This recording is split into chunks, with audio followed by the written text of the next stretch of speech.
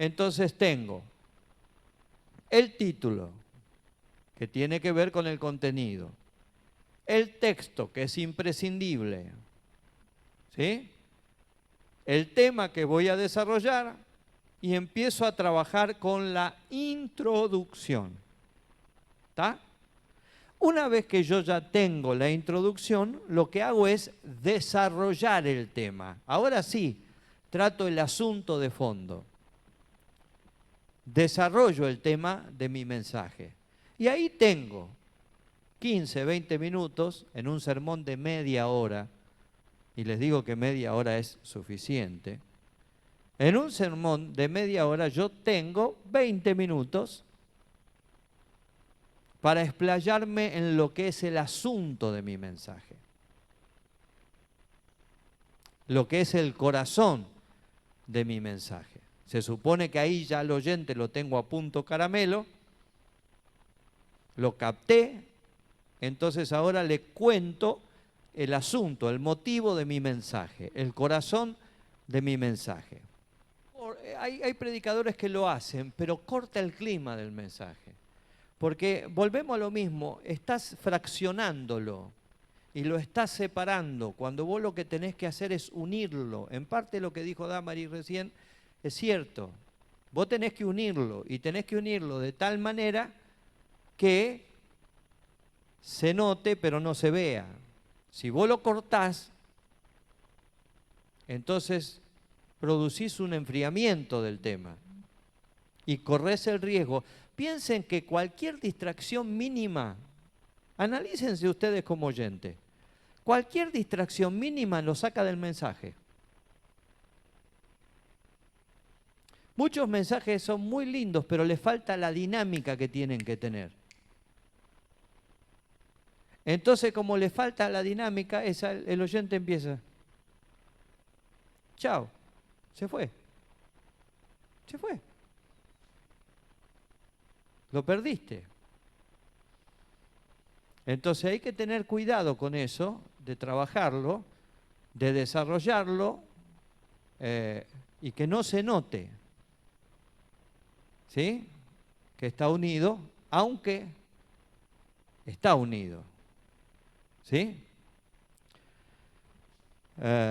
Una vez que yo desarrollé el asunto del mensaje, ahora viene un punto crítico, que es la aplicación del mensaje.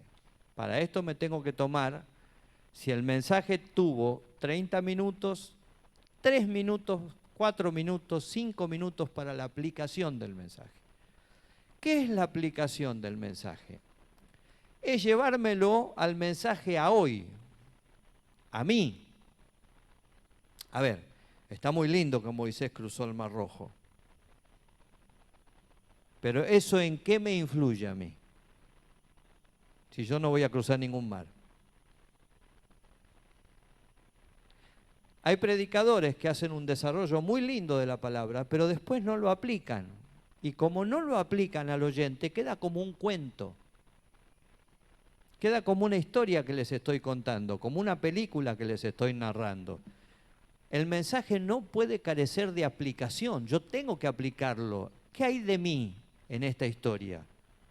¿Qué hay de mí?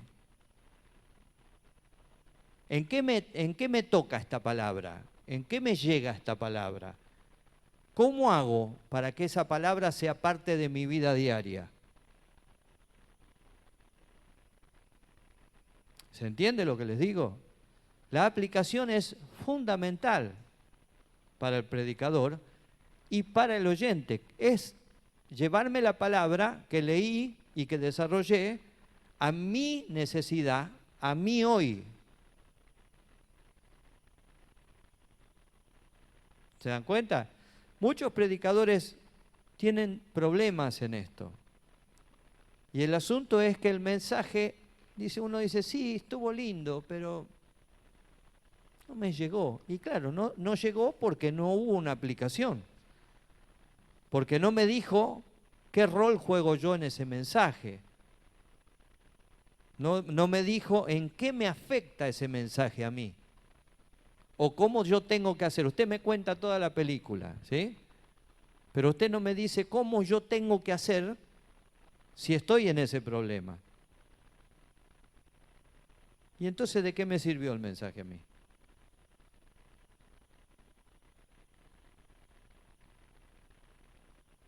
De nada. ¿Se dan cuenta de lo que les digo? No puede faltar la aplicación del mensaje.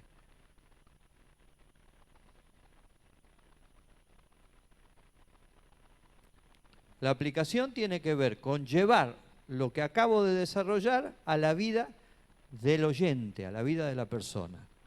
¿Sí? Si está viviendo una crisis, cómo enfrentar esa crisis.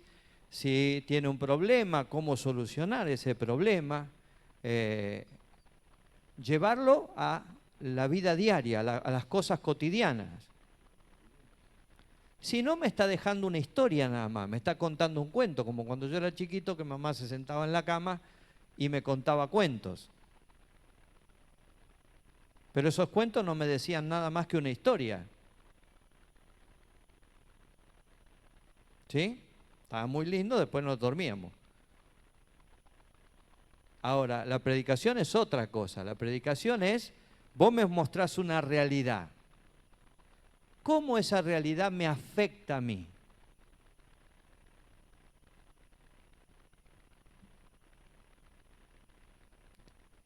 En esto hay que ser muy inteligente y fijarse el tipo de auditorio en el que uno está predicando.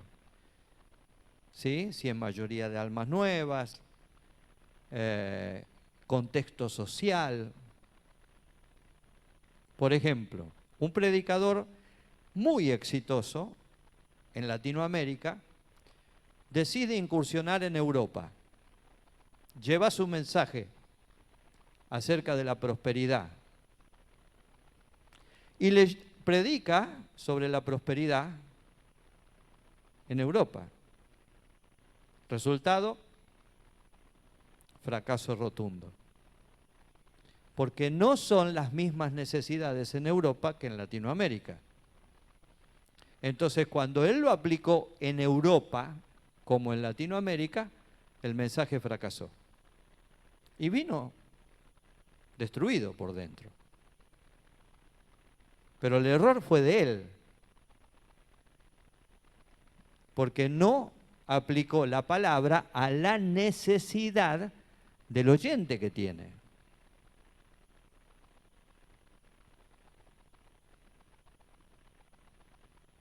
Es fundamental la aplicación. La aplicación me dice cómo esa palabra incide en mi vida, cómo esa palabra afecta mi vida.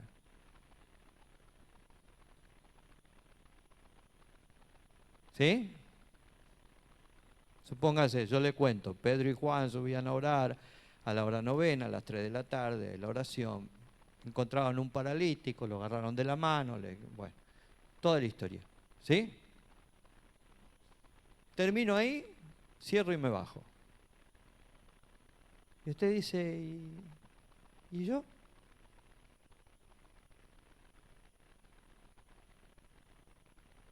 No, hay que llevarlo y aplicarlo al oyente. ¿Cómo lo aplico? Le digo al oyente que muchas veces se va a encontrar con necesidad, pero con Pedro, como Pedro y Juan, tiene que tener la fe puesta en el Señor, de que el Señor puede usarlo para hacer un milagro. Entonces estoy aplicándole la historia que le acabo de contar a su vida, y él es parte de esa historia. ¿Está? ¿Se entiende lo que les digo? Luego que hicimos la aplicación del mensaje, ahí falta, viene lo que es la conclusión del mensaje. Si el anterior es un punto crítico, esta es la antesala de la Segunda Guerra Mundial. La conclusión del mensaje. Hay hermanos que predican un mensaje que uno quisiera pararse y aplaudirlo. Pero llegan al momento de la conclusión del mensaje y hacen una buceca que estropean todo el trabajo que hicieron en los puntos anteriores. Porque la conclusión es el resumen del mensaje en una frase que yo le quiero dejar.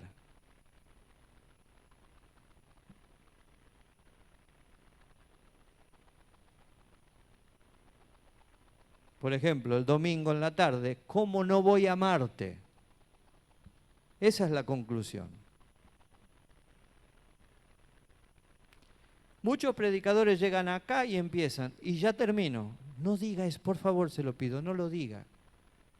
No lo diga a menos que cuando diga ya termino, cierre la Biblia y se baje.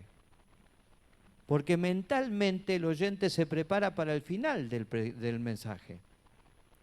El resultado es que de ahí en adelante, cuando usted dijo ya termino, para el oyente el mensaje ya terminó.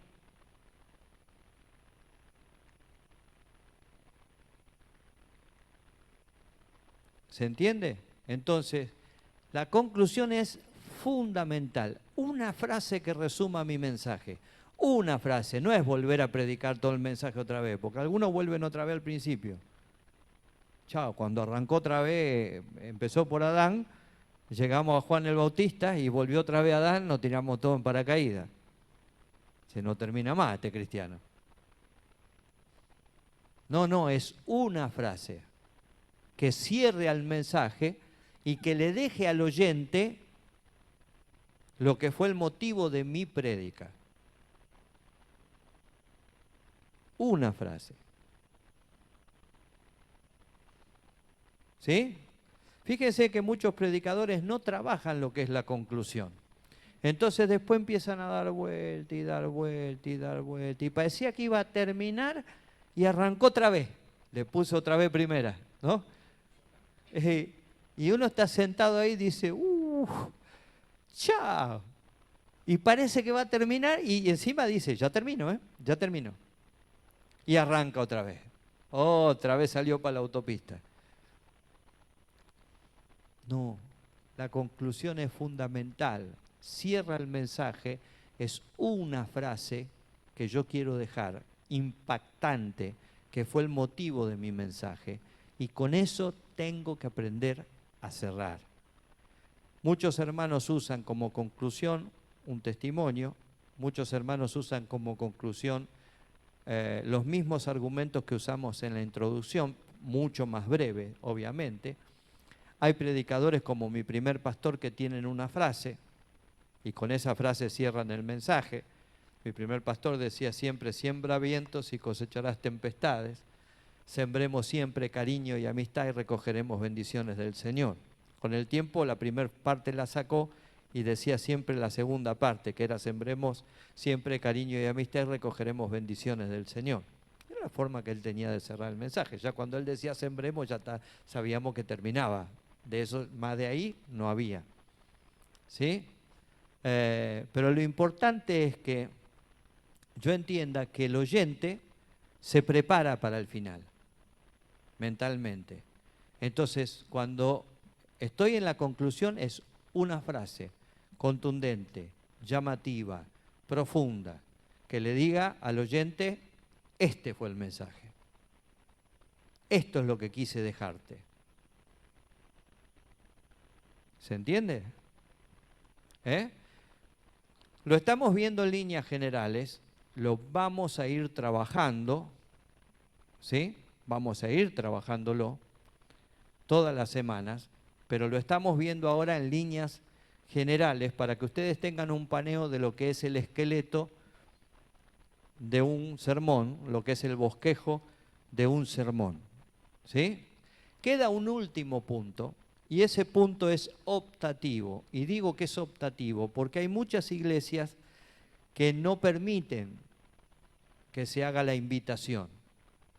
¿Sí? Entonces uno tiene que ser respetuoso de la iglesia, no porque con el permiso del pastor, no, el permiso del pastor lo tenés que pedir antes, no cuando estás predicando. ¿Por qué querés que te diga el pastor? Mirá si el pastor dice, no te doy permiso. Esos son maleducados importantes. ¿Sí? Si alguno me está escuchando, espero que no se ofenda, como dice mi hermano, pero son maleducados importantes, porque te piden permiso frente a toda la congregación, sabiendo que no le podés decir que no. ¿Cómo le vas a decir que no? Queda feo que le digas que no. Ya está. Pero el permiso del pastor se pide antes, no cuando estoy cerrando el mensaje. Si yo sé que en la iglesia no se acostumbra y no hablé con el pastor para hacerlo, no hay que hacerlo. Si tengo dudas si se hace o no, no hay que hacerlo. Es preferible que el pastor me diga, como me pasó a mí, que estábamos un día con mi esposa, predicando en una iglesia rusa, en Lanús, y el pastor cuando terminó el mensaje me dijo, ¿por qué no invitaste a la gente al frente? ¿Sí? Digo, pastor, yo no sabía si ustedes lo practican o no. Entonces, mal sería mi atrevimiento si yo hago pasar a toda la gente adelante para ministrarla. ¿No es cierto? Entonces uno tiene que ser respetuoso de eso. Porque Dios me dice, no, Dios no dice nada. ¿Tá? Hay autoridades puestas en la iglesia y cada iglesia tiene su forma, cada iglesia, y todas las formas son respetables. ¿Sí? Es feo cuando como predicadores agredimos, no, porque estos son legalistas, porque estos son como los de antes. Estos son hermanos que tienen diferente costumbre y que los tenemos que respetar, porque si a nosotros nos gusta que nos respeten, nosotros también tenemos que respetar a los demás. Entonces, si los hermanos no tienen la costumbre de hacer la invitación, nosotros no la hacemos. Ni siquiera que ponerse de pie, ni siquiera a ponerse de pie. Que continúe la reunión y que el pastor haga lo que crea correcto que tiene que hacer. Entonces la invitación es de acuerdo. Ahora, si yo tengo un mensaje y previamente yo ya sé o siento de parte de Dios de ministrar sobre la gente, yo tengo que hablar con el pastor. Si no sé si la iglesia tiene la costumbre o no. Para eso me tengo que tomar el trabajo de llegar antes y hablar con el pastor. Pastor, mire, ¿cómo son las costumbres de la iglesia? Porque yo no quiero hacer nada que pueda perturbar el desarrollo de la reunión. Eso hace a una persona educada, eso hace a una persona respetuosa. Lo otro son, ya les dije, maleducados importantes que creen que tienen la revelación y que pueden hacer lo que quieran en la iglesia cuando no es así. ¿Sí? Tenemos que acostumbrarnos a ser respetuosos. Sí.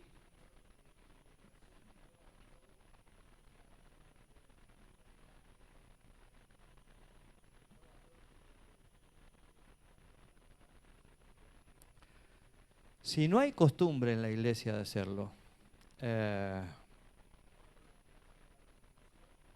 concluyo el mensaje y listo, ¿no?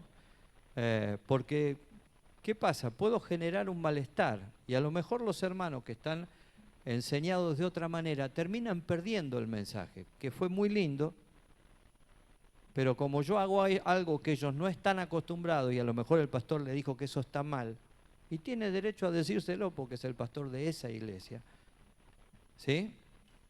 Y yo puedo estar de acuerdo o no, pero lo tengo que respetar. Y entonces el hermano va a perder el mensaje. Entonces, ¿para qué lo voy a perder? ¿Sí? Vas a ver que cuando pasa eso, hay 2 o 3 que no se dan la mano, hay 2 o 3 que miran a ver quién le está dando la mano al otro. Si no se acostumbra. Lo importante es que seamos respetuosos del lugar y que no generemos en ningún caso algo que pueda ser contraproducente para que el hermano termine perdiendo lo que es el mensaje. ¿Está? Muy bien, esto en cuanto a lo que es el bosquejo o el esqueleto del sermón. Recuerden que el título y la introducción yo la puedo dejar para el final y la invitación puedo hacerla o no, depende lo que sea la costumbre de la iglesia. Lo otro es fundamental que yo lo trabaje prioritariamente, primariamente, y después puedo ir agregándole los demás ítems.